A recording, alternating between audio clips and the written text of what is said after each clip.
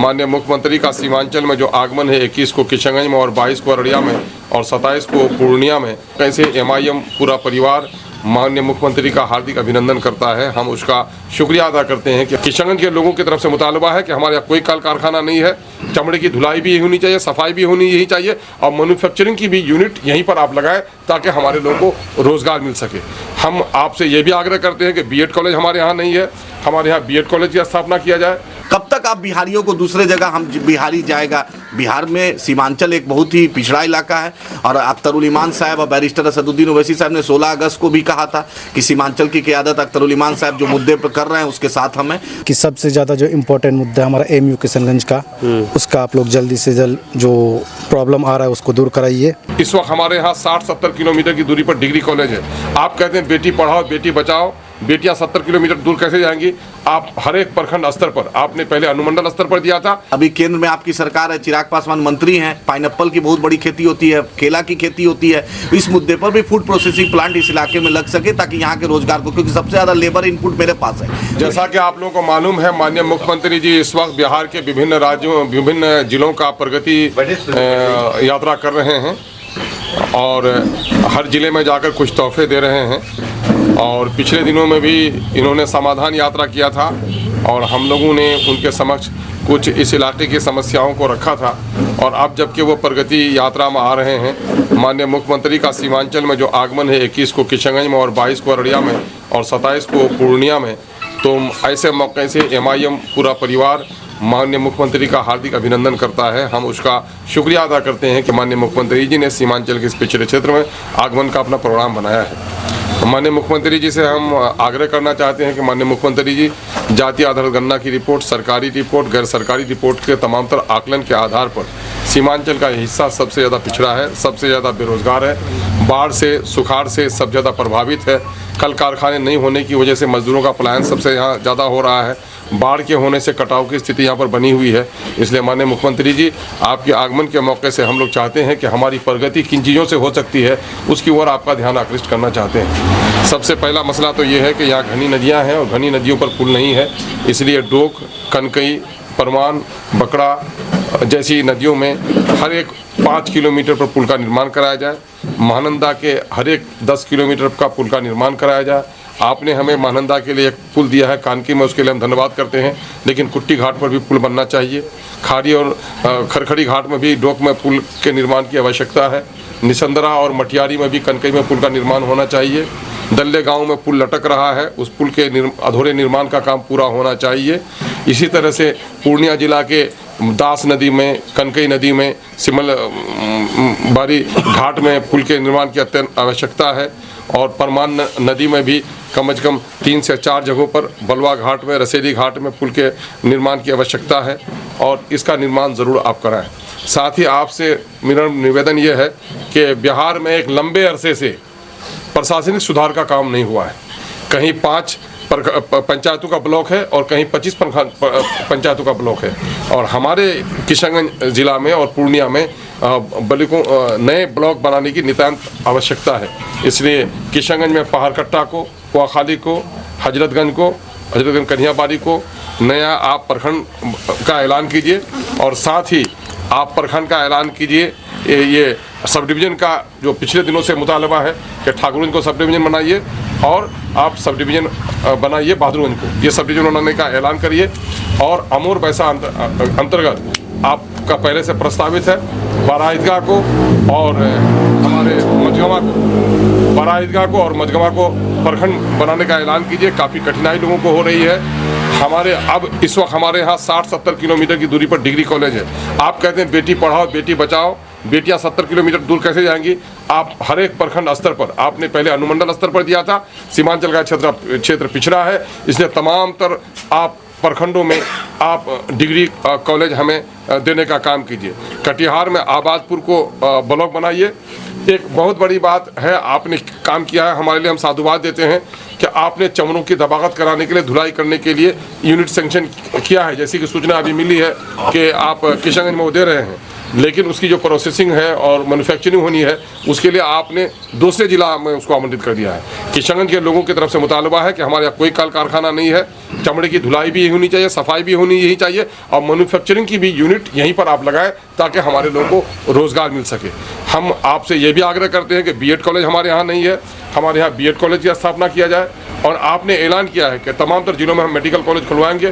Private medical कॉलेजों में लोगों का सही तौर पर उपचार नहीं हो पाता है और ये इलाका सबसे ज़्यादा बीमार है।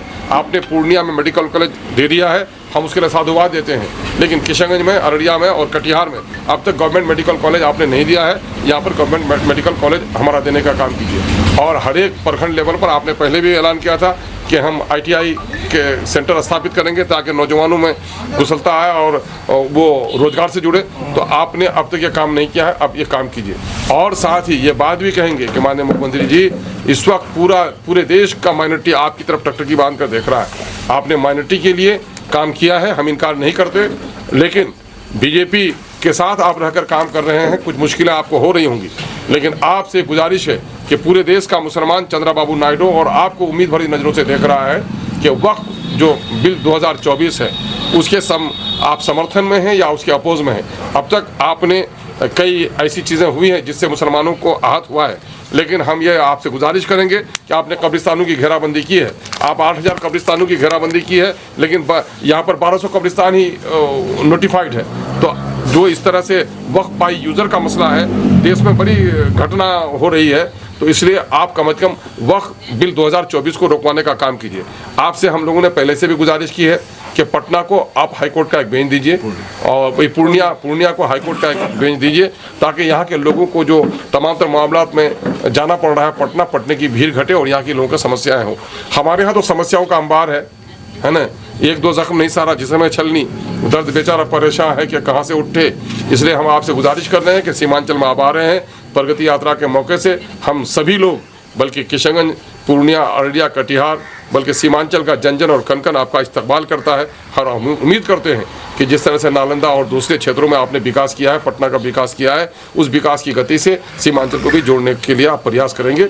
इसके लिए हम कबल अजवक्त आपको साधुवाद देते हैं और आपका शुक्रिया अदा करते हैं। माननीय मुख्यमंत्री से, क्योंकि अख्तर ईमान साहब ने असेंबली में भी ये मुद्दा उठाया था जब MIM जीती थी, तो उपराजधानी का हमने वो किया था, उपराजधानी का मुतालबा हमने किया था।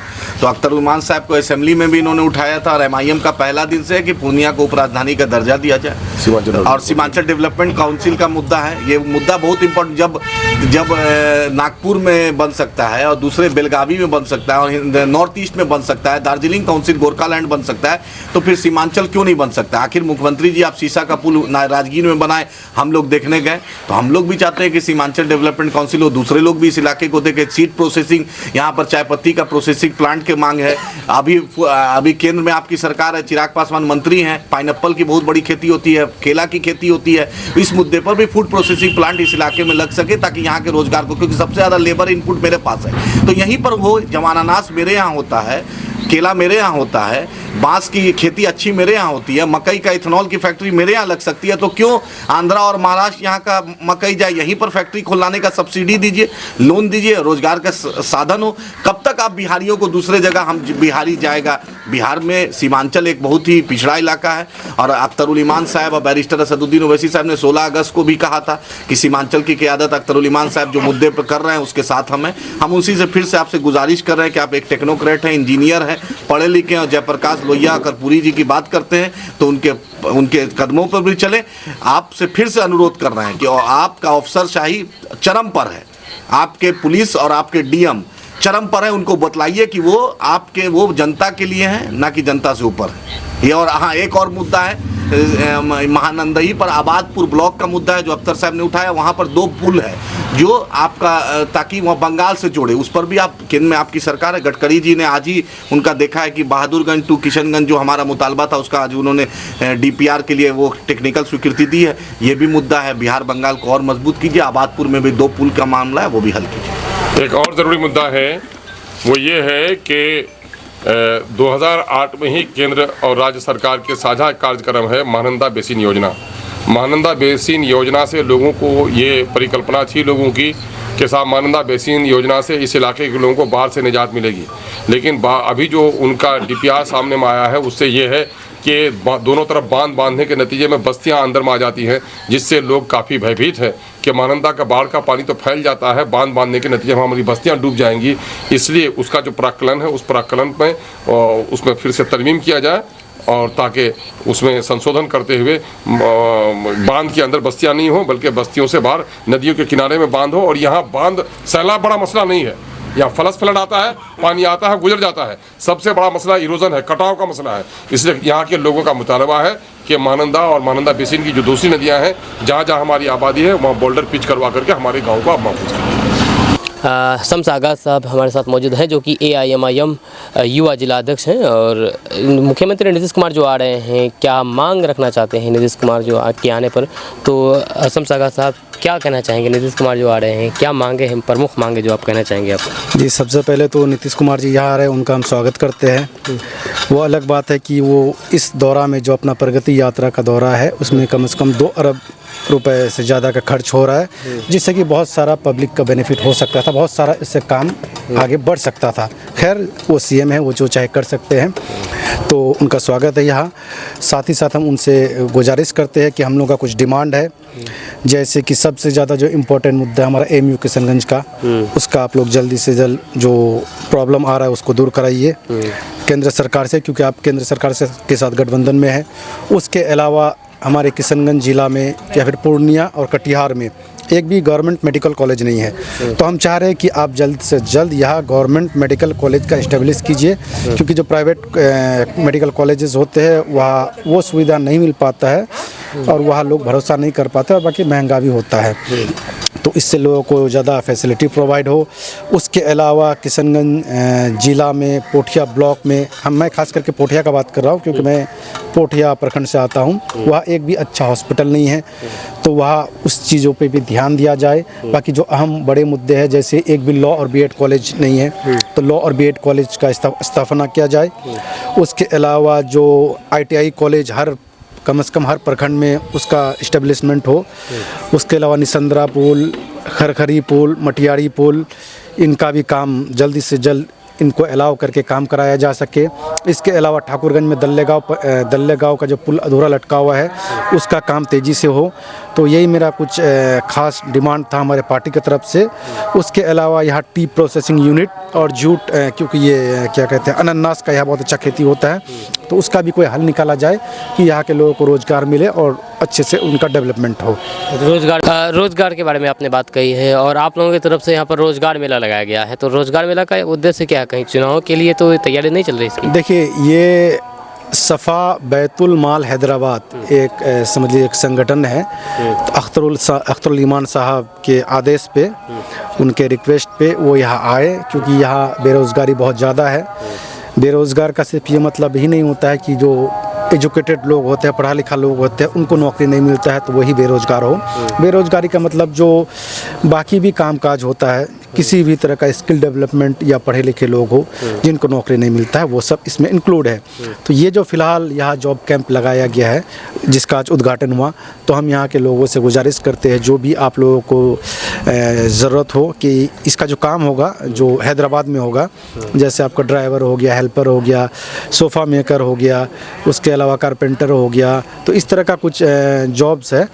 तो इसमें अगर आप इंटरेस्टेड है, आप लोग जाना चाहते हैं हैदराबाद, तो आप लोग जा सकते हैं। सैलरी भी अच्छा होगा। कितना दिन तक यहाँ पर जॉब मिला रहेगा? ये कल तक रहेगा। अच्छा, इसका जो यहाँ के ऑनर है, जो सफ़ा बैतुल माल हैदराबाद, इसका जो ऑनर है, उन्होंने एक अनाउंस भी किया है कि 10,000 सालाना मेडिकल हेल्प और 10,000 सालाना बोनस, यानी 20,000 सालाना सैलरी के अलावा एक्स्ट्रा, ये फिक्स है। किसी का भी जॉब किसी भी चीज़ में होता है तो 20,000 सालाना मतलब समझ लीजिए आप ऑलमोस्ट 2,000 मंथ एक्स्ट्रा बोनस मिलेगा उनको, मेडिकल हेल्प और बोनस कह के। तो उसमें वो बहुत अच्छा मौका है। आप लोग आइए, जुड़िए जिनको ज़रूरत है, बस यही चीज़। ठीक, बहुत बहुत शुक्रिया आपका शम्स आगाज़ साहब बात करने के लिए।